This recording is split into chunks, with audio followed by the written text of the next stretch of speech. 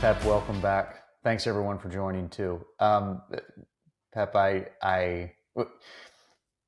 I tend to talk, for a little bit beforehand, and then I'll tend to stop him, just like I did today. And I'm like, so let's wait. Let's actually get into this because we're about to get into this. So,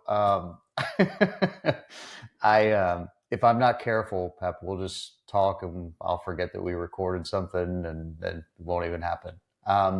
So you had mentioned something just before we started here, about the end of the year, and I think I'll kind of replay what I think I heard from you. Um, there's end of year activities, there's things to do, there's holidays and time with family and friends, and um, finish the thought that you were saying about that, about reflection. First thing I want to tell you is you're really good at this. The moment I came in here, I was like, what are we going to talk about? And here we are. I think of the same thing too. I mean, including even even in the shower, just not too long before. It's pretty early in my morning, and I was like, what are we going to talk about? And typically I don't think that, but I guess today it was just the moment for it. So yeah, I mean, I appreciate you being willing to join me, having no idea what we're going to do, talk about, or anything like that. I think I'm going to try and persuade you to come join me monthly if you can afford that time with me. Maybe we'll just do it once a month. It'd be my pleasure. Yeah, you asked me to repeat the thought I was just finishing to you before you hit record. Yeah, reflection. So the end of year with busy things, maybe for you, but of course for everyone in general, and then reflecting at the same time. Where did your heart take you on? What were you going to say? Yeah, I'm struck by how many things can be um, true at the same time right now. Yeah, When you're asking, oh, how's the winter? Well, it's very busy. Everyone has holiday events, have a lot of extra work, um, have some goals I want to kind of finish for the arbitrary dates that I that I set. Um, and at the same time, there's this slowing down and reflecting. It's like both things are true at the same time.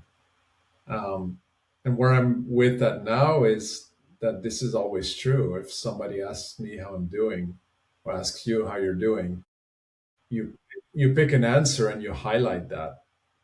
But it's not like my periods of sadness are without joy, or periods of heartbreak are without you know fun or other good things happening. It's just what do we choose to highlight with our answer? Because there's so many that's right. things. Yeah. Well, maybe in a certain way, you could almost feel if you're not if you're not embracing what the answer is, you can almost feel inauthentic. You're like, well, an hour ago it was kind of frantic. Now it's good. Which one do I choose? Which one do I, you know, it's I'm mindful that oftentimes when people ask me how things are going, unless it's like a moment where I really just want to say, okay, I'm okay, meaning I'm not okay. But most times I say it's beautiful, it's wonderful, and that might sound really overly positive to them, but in general, how everything moves, like that's the net out of what it is. But anyway, um, When you say, oh, you're still finishing up a thought, no, so no, I was finished. I was finished. when Go you ahead. say it's beautiful and that might sound overly positive to them, am I getting it right that when you say beautiful or wonderful, you really mean full of beauty and wonder, not positive or negative, but just like that's Yes. how you, yeah, I get. Yes. Yeah, because in that statement, and I've tried to I make an attempt not to over explain, other than maybe with my wife. My wife still gets my over explanations, but I try not to over explain too much.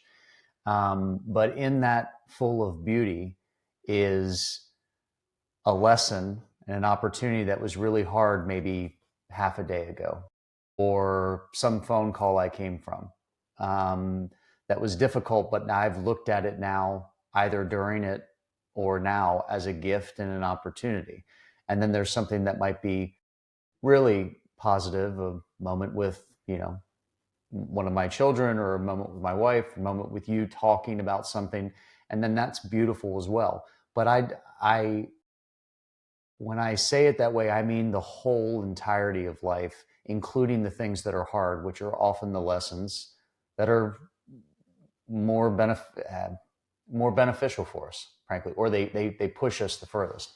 So that's why, at least maybe it's only my perception, but that's why I think it sounds overly positive. But I'm talking about all the good, the bad, and the in the middle things of life are beautiful. That's and at least at this point, I've not found a more succinct way to describe it other than saying it. I mean, it is wonderful. Even at the times that feel more challenging, which don't as much for me anymore, meaning I can see that they're gifts. I feel the same emotions that everyone else feels. It's not as if I'm immune to that. But I've got more of a, I'm more grateful that it's happening at all, that I was given life, and that makes it easier. And although all that might sound super serious, I mean, it's fun too. So that's, Yeah, no. but how could I explain that to someone who's meeting, me with coffee about, well, how's your day going? I mean, that I don't know what they'd do with that download. They'd be like, this guy's out there. But it sounds like you've worked out, like, within the limitations of language. Okay, what's the answer I can give that is most reflective of the truth of how I'm doing as a whole? That's right. Um, yeah, and then indeed, like, there are meanings and connotations, right? Beautiful. The meaning is that it's full of beauty, but the connotation we have is that it's flowers and rainbows. But there are That's also right. people looking at darkness and finding it beautiful. Yeah. But maybe then that's where the rest of the conversation, should the person want to, can still lead. Yeah. I agree with you, and I do have. Um, there are people in my life that will go there with me. There's others that may not, but yeah, I'm very fortunate, especially more recently. Past year or two, something like that, to have people that will go there with me. Um, it's been quite wonderful. Yeah, I'm this time of year. I mean, speaking of reflection, this time of year, I am reflective around the holiday season. I think for two reasons. One is because I take a yearly mountains trip, which is hiking, hunting, spending time with my father and some other family. But a lot of it is actually alone, walking through the woods, which that reflection used to feel, I don't want to say forced, but it helped me without realizing to be comfortable with being alone and look forward to it and all that. But that helps you reflect, just because, as you probably know this as much as I do, but you put yourself in a silent room or in a world full of snow, and yeah, you're looking for whatever it is that you might be hunting, but you're also hiking. You're just enjoying the beauty of nature, and all of those thoughts, which really aren't thoughts that matter. They're you're you'll find I'll find myself thinking about some not so great time in my life, like 25 years ago, and I'm like, why is this thought even here? And what am I, And so it's really good to just sort of let all those thoughts and things that are knitting at you, you know, trying to talk, just sort of let them dissolve and not try and force them away. Just let them kind of go off. And then, so that's kind of a start portion, I guess, of a reflection of this season.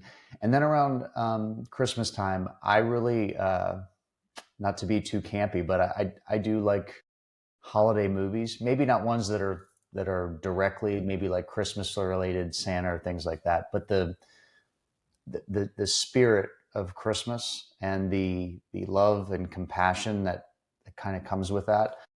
Boy, I fall for that every time. I really enjoy that reflection, and just it lights me up with chills. And Would I think it's you, just, go ahead. would you be willing to share an example of such a movie, and what you find in it or how it affects you? Yeah, yeah. So this is a pretty well known one, maybe globally, but at least in the U.S. And Pep, while I'm while I'm 44, which is not young, it's not old. I tend to like older movies. So It's a Wonderful Life, which is a well known movie with Jimmy Stewart in it. The portion that I can really appreciate, and maybe some of it's reflective of me too, is that you, as the story goes, this man did what's, quote, the right thing. He sacrificed his own dreams of leaving the small town he grew up in, shaking the dust off this crummy little town. I'm going to see the world. I'm going to do this. I'm going to do that. He's an adventure. Small town America type dreams, I guess I'd say. And it just shows incrementally how he's doing really good things for other people and making an impact, just not the impact he wants. He's not present in what he's done, like save his kid brother from drowning and save a pharmacist from accidentally overdosing a patient because he was depressed about something and missed the mixture, as they would do like back in the 50s or whatever. And so he's doing all these things with really just by being himself, but he has this dream and this need that he wants to get out. And I certainly had that kind of push maybe as a child, but it isn't, maybe it is about me. I don't know. Towards the end, things have gotten really bad. There's a dark figure in the movie, the person who's greedy and doesn't help people with businesses they have or the homes that they buy, and this person is that. And it gets to the point where he's at a crossroads. He's at a day of testing where he's backed so much into a corner where he decides to take the easy out, which is, I'm just going to end it. I'm worth more dead than alive. He has an insurance policy that would pay off the debt that mistakenly is placed upon him. And so God and his guardian angel intervene, and in order to show him this test, they decide to show him what it would be like if he was never born. And as you, even in the spectacle of a movie, I can appreciate that if you didn't exist or I didn't exist or anyone, we touch the lives of other people maybe in an amount that we don't feel like is enough. And I'll kind of segue there as far as that movie itself. In general, I tend to want to consume media, I'll put it that way, watch movies or shows that have a really underlying moral something to it. Reminding probably me or any of us, if we decide to, that we might think that our little space in this world is not very impactful and we want to do things big and grandiose. And some of that could be because we really want to help, but it also could be from an ego perspective.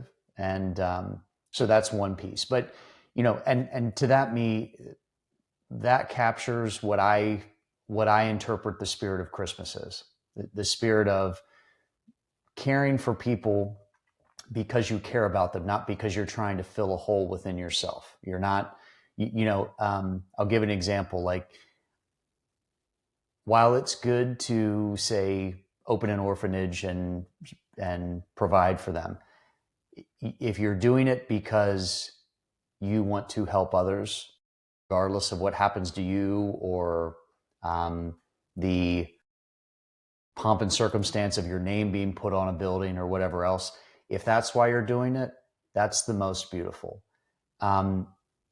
If you're doing it to fill a hole because you were an orphan and you don't want anyone to deal with that and you're trying to make better what happened to you, it's still a good thing. But if you see where I'm going with this, you're doing it for intentions that would almost perpetuate bringing in more holes into society. And maybe that's a hard thing for people to want to say, like, why are you attacking someone who's trying to fill a hole within themselves? Because we're already whole. And that's what I think that movie, all that chaos he created himself, which at least, I think we as men, or at least I as a man, have brought a lot of things on myself where really, when it came down to it, everything is beautiful right where it is. And if we can all get down with the slowness of life and the reflection of that, we won't have to be so busy. So that is a long-winded sort of serpentine example of it, but that's one movie that comes to mind. But that's the main kind of theme, I think, as to why I enjoy this time of year. Some movies that maybe help us return to love, or to like remember what it's really about. Yeah, I haven't yeah, seen this movie, but I was no, touched by something you said about how we all impact each other's lives, and like in the little things we do. It's kind of two things that I'm tying together that you said. So first is that, and the other one is like how you didn't say this literally, but the intention behind our actions changes the essence or the meaning of the action. Um, or like, okay, am I building that orphanage out of there? Or, and there's almost like, if I'm doing it to fill a hole inside myself because I need to have a sense of purpose, and like, then there is a part of me that needs more orphans in the world, right? that's It's like, so that I exactly. can help them and fill this hole. Um, Yeah, and yeah, that's the go ahead. I think that's that for anyone listening to this, that might be the hard thing to say. Well, isn't that a good thing to save, to support more orphans in the world? Absolutely. It's the intention of. I think there's a quote that goes something like this. I won't look it up, but the highest virtue is not virtuous, meaning it's not. You're not trying to be virtuous. You're just doing what love would provide elsewhere without a name associated, without a purpose associated. In and of itself, the act is the act. um, and as humans, myself very much included, needing more orphans in the world because you want to save more orphans, that is still an ego thing. And maybe we can all feel like that's nitpicking, but I think a lot of us are at that point to inspire others to say, do what you're doing, whether it's small or large, it is still huge. And every time you talk with someone and you have even the smallest interaction, I mean, I can tell everyone that's listening here, I'm not the same person each time I talk with Pep. I'm not the same person each time I talk with my wife or anyone else.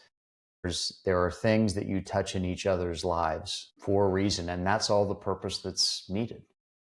I happen to think much more strongly now that the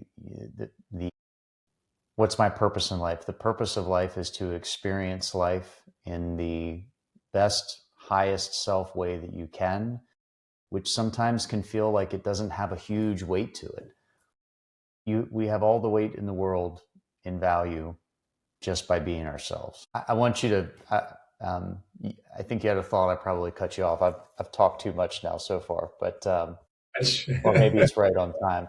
But yeah, I love how you said that um, when your intention behind something means that you need more of that. Like I have a desire to want to help people. So if I'm looking at this lens really hard, and I've talked with you about it, I would like to help people along with you if you'll have me, whether we're facilitators or we're doing something different. And in my mind, it's already appeared, it's already happened on some other plane in some other realm. You and I have hmm, already done this, and I'm just remembering it on this one. Um, thought. but my intention shouldn't be I need to help people because if my intention is to help people for themselves, regardless of my involvement in it, then I think that's closer towards pure love and compassion. If my need is to help other people because I need to do something good in the world and see impacts to that so that I feel whole, well, that means I need a lot of people that need help, as opposed to each of us joining in a room virtually or otherwise, and we're all just being our best selves. And we're not measuring the metrics and all those kinds of things. We we we show up and we're present, and however that cascades outward, it cascades. Um, the It's like unfortunate thing, go ahead. if your intentions were prayers, the difference would be like the prayer, something like the first one would be a prayer of wishing well for everyone, and Right. then being willing to be part of the answer to that prayer. But the other one was, please, may many people need help so that I can be a helper, That's right. which, which is actually a negative prayer if you think about it. It is. Yeah. Please And it's bring me something. Please bring me something to work on or to fix because I don't feel whole within myself. So I need to fix I need to fix others to feel whole within myself. This just occurred to me, and I want you to try this one on for size, which I know it's difficult in this 3D world because, as you and I have talked about before, um, when you're providing a service, even one with good intentions, there has to be some type of monetary exchange, unless we are all able to, just be independently, you know, abundant, where we just decide to attend something because we can attend it, and all we're providing is our time, which is a worthy thing. Um, I I think setting an intention of, I'm going to attend with these people. Some I may know, some I have no idea who they are. And we're all going to be our best or our highest selves, however they get interested in doing that. I'm interested in it. And each person is going to help each other as much as I think or you think or anyone else can help them. Meaning we're all there helping each other. Some may be leading, some may be supporting, some may be going through struggles, but I get to see those struggles and I get to learn from that. In other words, us, if you and I decided to run an orphanage tomorrow, I can guarantee that the orphans would teach me a lot more than I'd ever teach them. And I think that's by design. Um, and I don't know if you I'd love to hear if you've thought about that kind of in that context when you do the programs that you're doing. But for me, I think there is always a back and forth. I think I'm struggling, but I'm getting there at a oneness of all humanity, helping each other, and each of us is playing a certain role, but that role is reversed in the next go round. That's kind of what I mean. I don't know if that makes sense, but I'd love to unpack that with you if you'd yeah, like. yeah. I wouldn't know how to measure like who teaches whom, but it's definitely been my experience that every time I work with a client or customers, I learn a lot from that. I don't know how much they learn. I mean, I assume a lot. I don't know, but what I can say is that in the process, and sometimes it's things they say. Yeah. Sometimes it's that they bring me a challenge or a problem that I didn't know I had experienced before and encountered answers to, and having to find a way to guide them towards those makes me realize, well, if I am in this situation again, here's what I would do. For example, um, another thing is that everyone uses different words to describe things, right? So, seeing all these different perspectives and descriptions on any topic I work with gives a more real understanding of what it is. Because mine is from my perspective and my language, which might not be the same as yours, right? So anything you say, I learn from about this, just like we're doing now. You say try this on for size, and I'm repeating it back to you, and it's different. These are Yep. not words you would have used. Yeah, Well, repeating it back or hearing it from someone else's lens, I think helps. Trying to think of how I want to say this. So, I think in a lot of conversations, if someone has a problem they're trying to work out, ultimately, the problem's already, the problem doesn't exist to start with. It's a lesson, it's a lesson for that person to arrive at. And if you mirroring or me mirroring that back kind of helps dissolve that even existence of it, which that might be, this is pretty out there. I've gone pretty deep. So sorry for that, but I'm really not. It's just where I'm at today. Pep, if you came to me with a problem, or 17 people came to us with a problem as facilitators, and we stood up in front and said, "You're already the answer. There are no problems. You're it. You are all that ever is. There's nothing." That probably would be not a good marketing way to talk people into it, but that dialogue can maybe start about, what do you mean I have all these problems? If you let those problems go, or even better yet, as you let those problems go, you thank them for the gratitude, and with gratitude for what it has taught you. Because if they've been really dark times, now you know what light is. If you've had a really great childhood, maybe you aren't talking to us, but you had a really great childhood, then you know what light is, so that when you see darkness, you can understand the difference between it. But either way, there should be gratitude in it. And some, not everyone might be ready for that, but I'd like to, hold that frequency for those that may be. Not because I think that everyone has to arrive at the same place, but that I feel very strongly the answer is just right within. Maybe not 100%, but much of anything. You and I, speaking of us saying it in different words, you and I could go through the same experience, there in your hometown, and I might experience it, you might experience it, but depending on our perspective, one of us could feel like it was a gift, and the other one could feel like this is the worst day ever and my life is over. And the circumstances didn't change. It's just our interpretation of it. And it isn't looking at it overly positive. It's just choosing for it to be a gift. That's how I would frame it.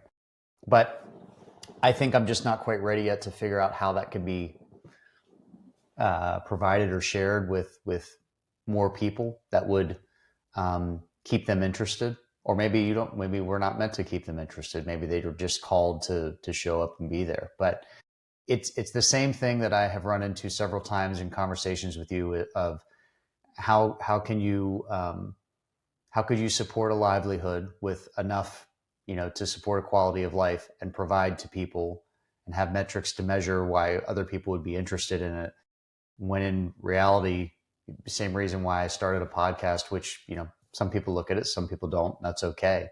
But I do it with no tie to a monetary gain or lack thereof. I'm just doing it to do it. And, that's not going to pay any bills. So it has to be, just a labor of love because it feels like the thing to do. That's the thing I keep sort of stumbling upon when wanting to help other people. Yeah, I'm kind of tying this to what the movie that you shared, where, for example, I became aware, oh, here's something that I want to offer to as many people as possible. It has to do with connection and relating and being present and all of that. So I turn it into a business. And like you say, business it needs to be healthy too. It needs to have profit. You need to pay your taxes. You need to be organized. And then the degree of focus or effort that it sometimes asks of me to meet those, like, ends up being an expense of energy where there have been periods where I realized, like, oh, I'm not very present with my partner. I'm not seeing my friends as often. When I am in a social space with strangers, it's like my downtime, so I'm initiating less than I used to. So this, like, a year ago, that was kind of what was happening, because I was so going hard on, like, well, I need to bring this experience of deep connection to so many people. And then, at some point it hit me, like, wait, but this makes no sense. Like, I could literally not have the business and just dedicate my energy to my partner, friends, people I encounter, and I would be serving it possibly better. Like, the intended purpose behind it. That's right. So it can really trip you up, this, like, material existence or survival getting mixed in that. Well, I think you've hit a huge thing there. If you look at the quote unquote net out of benefits, you might as well you might as well be present with your partner and your friends, and that will cascade out in ways that you may not even realize, but that's for the betterment of anyone that you interact with, and the impacts that you have may be exponentially huge compared to, okay, well, I can't be deeply present with the people that are closest to me, um, friends and family, my partner. I'll dedicate to these strangers because they need it more. And then, yeah, I totally get it. I totally get it. Is it other than when I bring this up and force you to, force you to talk about it? Do you think about this pretty often, or is it only when I make you do it? Yeah, all the time. It's one of the reasons why the pace of my business operations have slowed down more, and like I'm maybe doing less marketing, or and say, okay, I'm going to do this at a pace that allows me to be as connected, um, whomever I'm with, and and if I don't have capacity to be really present and connected with the people I'm with, then neither should I be working. I should probably be resting. But like, having that balance, and of course, like, easier said than done, because you do have certain costs of, like, well, these are the bills to be paid, that if you don't pay them, things get worse 6 months down the line. So there is a minimum. But yeah, I'm in a much better place with that, bringing more attention to that. I feel I'm still recovering though. Like, if I look at where was I, like, when I really, my energy was fully aligned and like in this, that's not what I'm feeling now. But the awareness of it is much higher, and making in the moment decisions. Like, if there's something that I could do that will be really meaningful to my partner, and I choose not to do it so that I can write a tweet or I don't know, whatever, right? That really gets people to a workshop. Like, unless there is a literal issue with not enough people signing up for that workshop or whatever, and like bills are due, then unless that's the case, then I would rather stop what I'm doing and put my energy into this relationship that means the most to me. Um, So another simple thing is, like, I no longer decline invitations because of work. That is something that I've said, okay, I'm not gonna do that.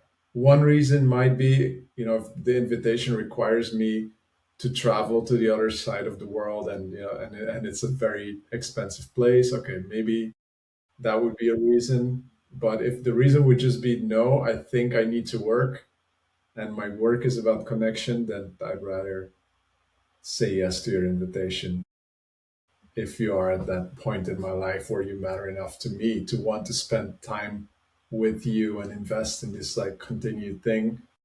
It makes no sense to to put work ahead of that. Yeah, I hear what you're saying.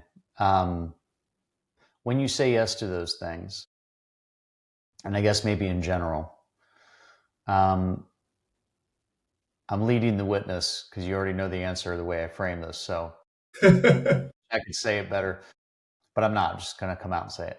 Um, in your work that you do, um, do you feel like you progress the more interactions you have with other people, saying yes to these invitations for friends and family, saying yes to doing something when you come back to that next bit of work, are you better off doing those other experiences, and you feel like you're able to give more to work, or you've learned more for yourself, more lessons, more presence, things like that? Does it help? Is it the same? Have you reflected on that at all?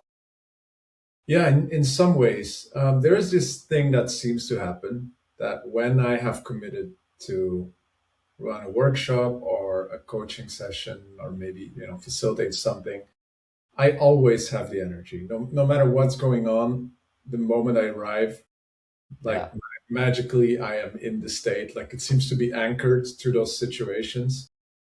But when it comes to, I don't know, developing curriculum or taking notes for something I want to write about. Remember when you were saying like, oh, the orphans teach you more. Um, yeah, what I learned most from is living life outside of work, and that's also how it started. Because if my work is about social stuff, well, within the work I do, it is a controlled container. There are certain agreements, right, where or at the very least, you know that everyone else who is in the room shares some degree of intention Yeah. with you. This really changes what will happen in the space. Where in the wild, it's chaos, right? You will encounter all sorts of people. They can be bad communicators. They can be have bad intentions. They can have good intentions, but I don't know, unlucky childhoods that make it hard for them. And then my own stuff, all of that, when that gets to mingle, that's where I can learn the things that I can bring into my work. And having that work also gives me an added sense of purpose where, okay, I'm in this situation right now. Maybe I am triggered.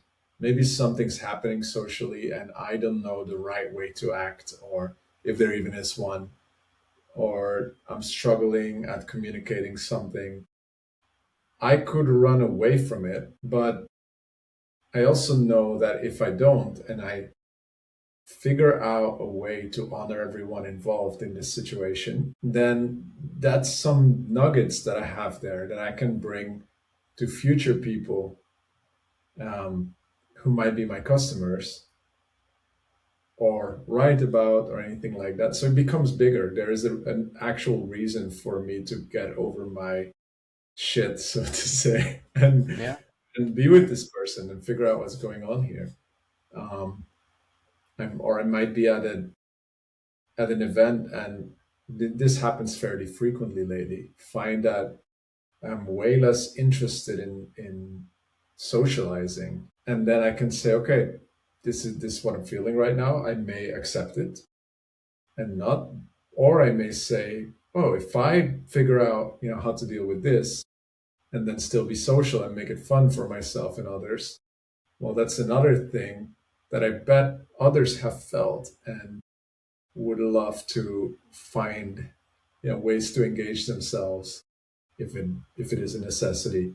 And so that gives me a reason to play with Talk a little bit about how you make things fun it. How I make things fun in personal life, even, right? in Um, personal life and work. I mean, I think, well, kind of like the orphanage example, that if you need more orphans in the world, is that really the right intention? So, if I come to you because I have a problem and I focus on that problem in order to fix it, does that beget more problems, or does that make it bigger than it needs to be? Um, so I'm sort of at a cross purpose here. Like, okay, if you focus on a problem in order to resolve it, then you turn and face your fears or you face whatever, and then it dissolves. Okay, well, that's one thing. But also, then if you give that all your energy, won't that just manifest more problems? But then if you just go have fun and you find distractions or you do whatever else, well, then are you just ignoring what's there? And is that you being disingenuous or inauthentic? Um, that's where I'm. If you see where I'm sort of trying to play what that would look like. Um, I will say, while I still crack jokes now and I can be fun, a lot of even, these recordings, not just with you, they feel pretty heavy. I mean, they're very heavy. That's just kind of the place that I'm in.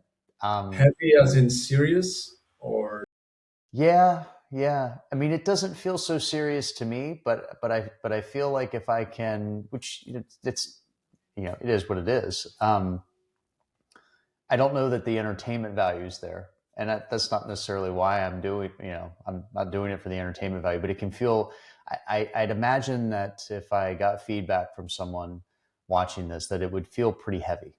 And yeah. it, but maybe that's my own, you know, slanted perception talking. So that's why I kind of wanted to ask you about fun. Like how do you keep things fun? How do you keep the curiosity of the universe experienced in ourselves, which is each of us, um, that element of fun, that it doesn't feel like it's a distraction that you're trying to turn away from these supposed problems we all have. Does that make sense? My question a little bit more. Well, let me reveal that I find the answer tricky, and I'm gonna have fun figuring it out. Good, good. Why? I think Why do I I find think this? I'd like to learn how to have fun from you, Pat. That would be helpful. Yeah. So I think I've always had this meta presence of fun as a verb Okay. um, inside me. So that's where the tricky part is. Like, even if I remember when I was heavily depressed, I was having a lot of fun. Like, life was heavy and I was depressed, but like fun has always been there. So to dissect it, like, I may not be the ideal person for it, but I'm still gonna try. Um, and you mentioned curiosity, and I think that's a huge one. Curiosity seems to be a huge factor because if something is serious or hard, or, well, let's just say, oh, I have a feeling, it's challenging for me to be with that feeling, so I can go and explore it. It's like being in a theme park, um, right? Like, we go on a roller coaster and we find that fun, and if we would randomly get that same feeling sitting on the couch, we would probably freak out. Um, so it's True. really like, how do we frame it? So curiosity really does help frame things playfully. I like to make everything a game or an experiment. In like, that's how I run the workshops, for example. But I also, when I'm at my best, do that in my personal life, um, where I would say, well, I want to learn this. How can I turn it into a game? Okay, for 30 days, I'm going to try this every day, and I'm going to note what happens, and kind of on an exploration, running social experiments, running self experiments, like with an attitude of what would happen, right? Like, I wonder what would happen, not how can I make this happen, but like, I'm going to poke this thing and I'll see how, how it responds. Like, social wise, for example, I would take like social skills advice and say, I wonder what would happen if I do the opposite. Or even if I do something fully random, like, oh, I'm in a situation where I absolutely don't know what to do, and I'm just going to say cucumber, and I'll watch what happens. Like, I've tried all those things. Just like, can I just be so random that, and then see. So that's something. I also noticed that fun is tied to safety, and safety is tied to, do I have my needs met, or do I believe that when push comes to shove, my needs will be met or cared for, or I can rely on someone or something to hold me? That really amps up the fun. If there's food on your plate, you're going to have a lot more fun That's right. than when you don't know when your next food will arrive. So I think that's kind of I would say, like, a privilege, the privilege of fun, perhaps. But a lot of that is also tied to nervous system regulation. Because I do remember, like, when I was homeless and didn't have money for food, I was having so much fun because to me it was a big adventure. It's like, whoa, what do I do now? I'm gonna have to So figure this out. So right. All right. that's Let's these are all let me. parts of it. I want to unpack that a little bit then, because you said some great things there. Um, okay. So how long were you homeless for? Luckily, not long. Okay. Yeah, But I think in that period of time though, and you were having fun and it was an adventure, and you mentioned about safety, which that resonates for me as far as feeling safe or not feeling safe.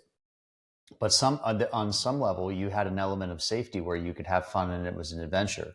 So either maybe you didn't care what your existence was, or if you lived longer or lived shorter or whatever else, there was a safety element there for some reason. Do you know where that safety came from? Was it just innately within you? You didn't necessarily question it. What do that is you? a really good question. Um, I remember at the very start of this call, I was saying, like, multiple things can be true, right? We're going slow and fast and reflection. And I remember that I had this conversation often where I would meet someone and they would ask like, "Whoa, you are homeless now? Like, what's happening? Okay, how are you feeling?" And then I would be like, "Well, honestly, I'm having a great time." And then also a little bit later, I would say, "But I'm really suffering." And so both were true. Um, and there was obviously an element of unsafety because every time you go to sleep, well, who knows, right? People might attack you. So it's so long ago that I do not remember if I felt safe and Okay. and what made me feel safe. But I also know that in general, at that age, I never felt safe. So now I'm curious about backtracking my own words, where I said safety is an aspect of it. Well, before you backtrack, and I don't know what age it was that you, but you say you didn't feel safe. I would imagine um, that if you're homeless, there's probably an element of surrender and acceptance of what's happening. And with surrender, I think comes some element of safety. Um, you know, Yeah. if you and Yes. I if you and I close off this conversation and I go into whatever, regular work brings me or anything like that, if I surrender to the the beautiful feeling that is always when you and I talk, I appreciate you so much, Pep. I do. You've heard me praise you about this before. But if I can embrace, I'm getting even emotional about it. If I can embrace the full of beauty that this is, with even the next thing that might, if I looked at it the wrong way, feel mundane or boring or why do I need to do this? But if I can look at the full of beauty that that is and surrender and accept that this is the path that's bringing things into my life and all of it's abundant and mean it that it's abundant, not pretend that I think that it's abundant because I'm hoping for something else to fill a hole. But if I can really get down with surrendering and accepting that this is what abundance looks like and the next moment it'll look like something different, I think that brings an element of safety. At least for me it does. And maybe so I don't know if I'd backtrack so much with you saying safety. I think you nailed it. Yeah. I think it's how that Yeah. safety arrives. You really said some things that made me realize, like, oh yeah, there was like, first of all, the moment when it happened, I remember thinking I am supposed to feel crushed. Um, but I kind of like I shrugged my shoulders. I remember that. There was like a letting go of like, all right, now for the rest of my life, like let's see what happens. I also remember that in the first 48 hours, I was met with so much kindness from strangers. It was unbelievable. Like that, I think that must have created a sense of safety.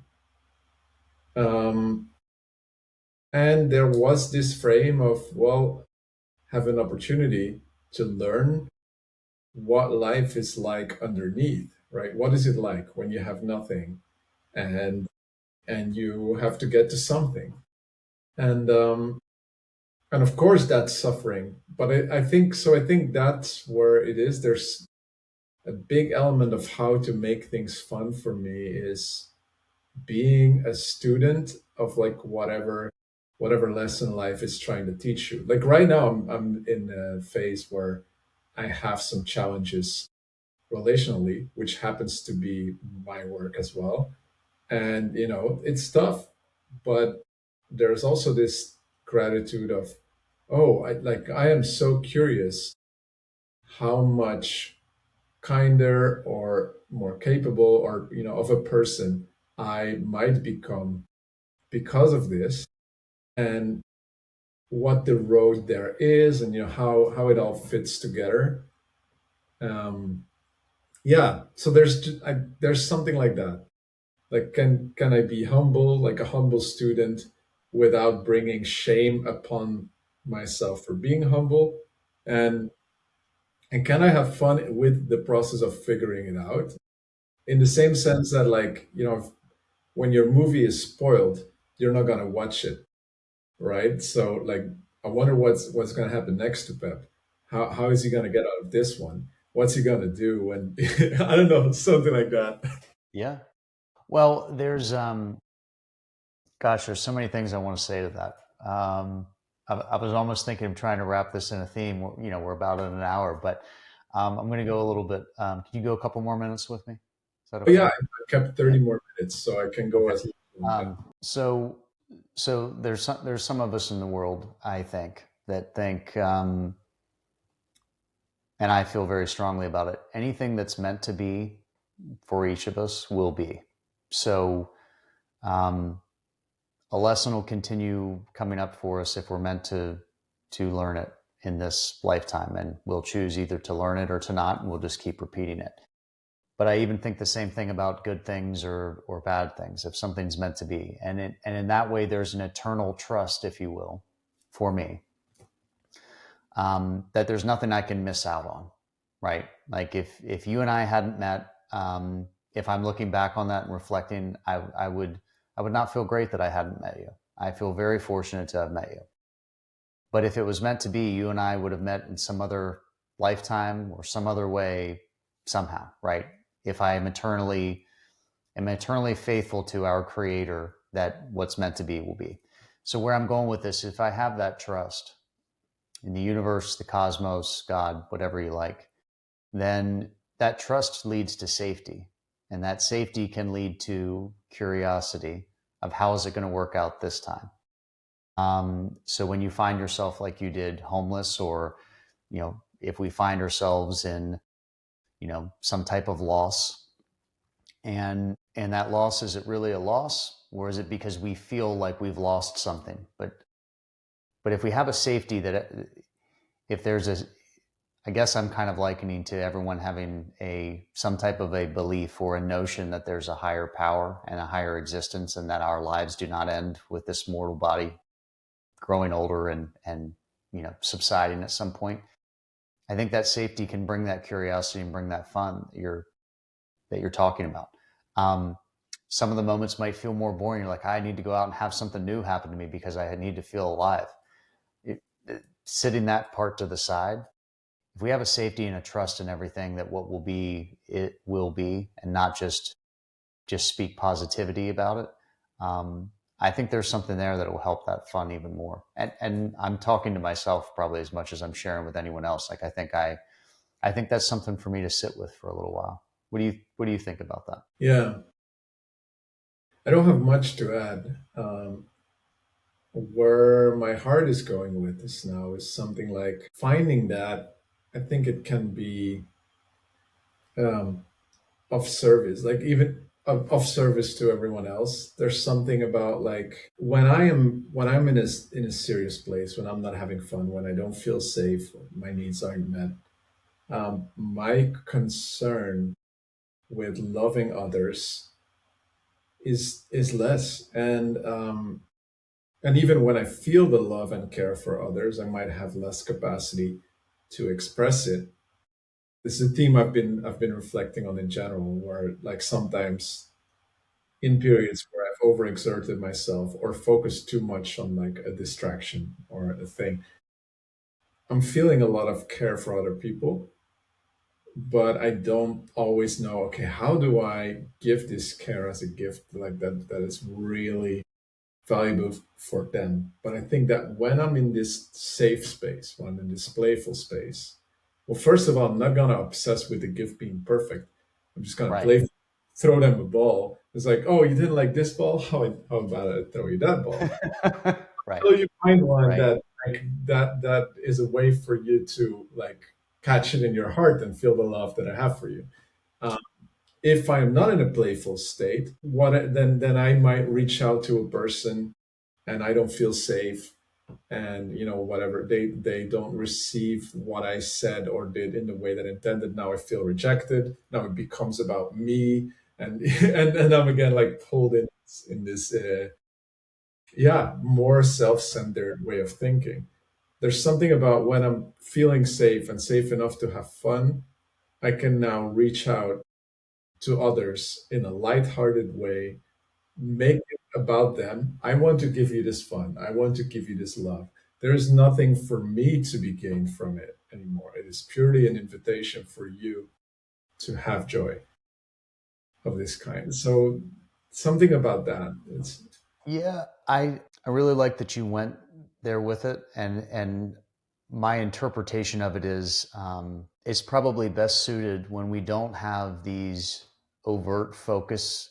If there's an overt focus on a goal, you're going to be more serious. You're going to have a notion of success or failure if that quote unquote goal is not met. If your goal is to reach out because you felt you felt compelled to do it and to have fun and to be curious, and whatever happens happens, if you're not claiming responsibility for someone feeling a certain way, I think it removes some of that weight. um, yeah, you remaining curious and wanting to play games, and I haven't asked so much about your games. I've played some with you because I've joined some of your things, but I think that helps. It doesn't remove the goal of wanting to help people, um, but it sits it a little to the side and says, I know that goal's there, but I'm going to trust that that's going to happen. And that if people find this valuable, that's great. And they'll come back, and they might not even know why they'll come back, or they'll tell others, and then allow that to happen. Um, but if I focus on the funness of it, and that if I throw one ball and someone doesn't like it, that's okay. I've got another one that I can throw to. There's an infinite amount of possibilities, which kind of makes me think. And again, this is just my thoughts. You might not agree, but this kind of makes me think about the way you were talking about. Like, I'm trying to go slower with what you're doing, work wise, and allowing things go as it is. Time is a construct, and for all of us, like you talk about, like the differences, it has felt very, very slow to me. Like each day has felt longer in ways, and I've had days before, many, many years ago, which it did feel like I spent lifetimes in a single day, which whether that was depression or the thing I was dealing with at that point in time, I was dealing with a loss. And my perspective, the time didn't change, or maybe it did and I just didn't know. But it went as slow or as fast as my perspective led. And so with you feeling that business maybe is that you're taking a more incremental approach, I'm sure that you are. But it's very much your perspective. You may be helping even much more with trying to go slower because of that. So yeah. I'm seeing that. I'm seeing times when I operated from a place of necessity and like, oh, it has to be now, and where, okay, well, then maybe I did more, but the intention was different, right? The intention behind it, and that's what people received. And, maybe it cost me more energy. Maybe I was less there for others. And um, yeah, so on the grander purpose way of looking at it, like everything is better when I do it more slowly. Something I got when out of this conversation is I want to go and create some games around somatically tapping into this playfulness or even sense of goallessness when you still have a goal. So I like what you named. I didn't realize it in that I maybe host a workshop. The workshop has a purpose, but the games within it have no intended outcome. Every outcome is fine. They're explorations. that's right. And I think, for example, in business, that's also a paradigm I would like to shift to, and I'm trying to, but there's still some clinging there because the financial reality of it. But I would love to operate in such a way where, like, okay, well, here's what I want to do now, and I have my sights somewhat set on that, but within that container, I'm just going to explore and try things and see what happens, and maybe it's something completely different. Yeah. So and that goes back to this sense of safety.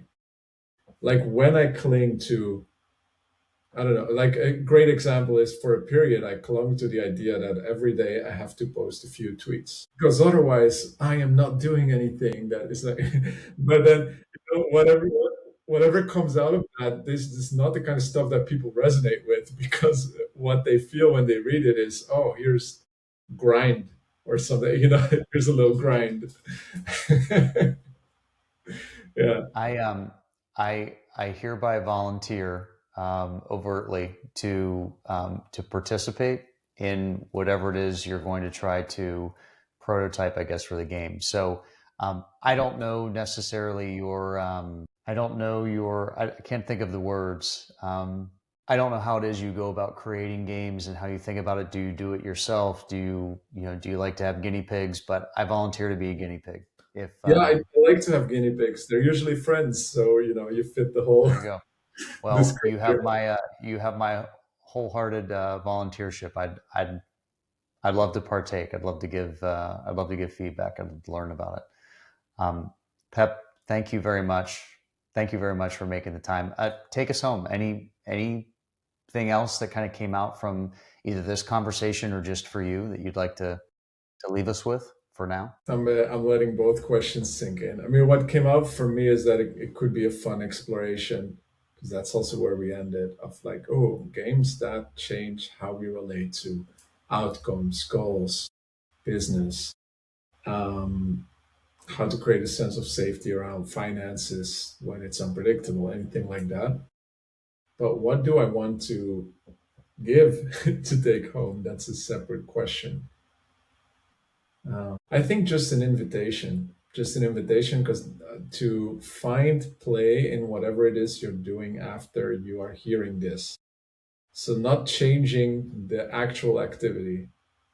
You go do whatever it is that you plan to do after this, but how can you make it fun? How can you bring a playful attitude to it? And if it's in a professional setting or something, that and I'm not saying abdicate your professionalism, but find a play inside yourself. Yeah, just as an inquiry. Beautiful. It's beautiful. Pep, as always, thank you very much. Thank you, everyone, who have listened. Um, I'll share one thing that is maybe hard for some people to hear, and you've heard a little bit about this if you've listened this long. Um, on a level of soul existence, we are all safe. And if we're all safe and we're eternally faithful, wherever you arrive at that, and I know that's difficult in this world, if we're all safe, we can be curious.